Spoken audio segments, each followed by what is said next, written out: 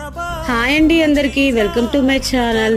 నిన్న మీకు చెప్పిన స్టోరీలో ఆ స్నేహితులందరూ ఐసీలో ఉన్న తన ఫ్రెండ్ ని చూడడానికి వెళ్లారు.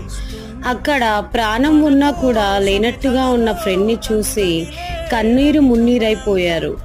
వాడి కండిషన్ చూశాక డాక్టర్ దగ్గరికి వెళ్ళి, ఎంత ఖర్చైనా పర్లేదు కానీ మా ఫ్రెండ్ ప్రాణంతో తిరిగి మా మధ్యలోనికి రావాలి సార్ అంటూ డాక్టర్ని అడిగారు. డాక్టర్ వారి మాటలు విన్నాక, నా చేతిలో ఏం లేదు, నా వంతు ప్రయత్నం నేను చేస్తాను అని వెళ్ళిపోయాడు.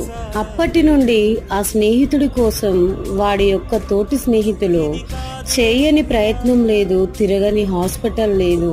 వారి యొక్క పనులను వదిలేసుకొని మరి ఆ ఫ్రెండ్ కోసం డే అండ్ నైట్ హాస్పిటల్ చుట్టూ తిరుగుతూనే ఉన్నారు. నెక్స్ట్ ఏం జరిగిందో తెలుసుకోవాలనుకుంటే కొత్తగా చూస్తున్న వాళ్ళు మా ఛానల్ ని సబ్స్క్రైబ్ చేసుకోండి, లైక్ చేయండి, షేర్ చేయండి. ఓకేనా?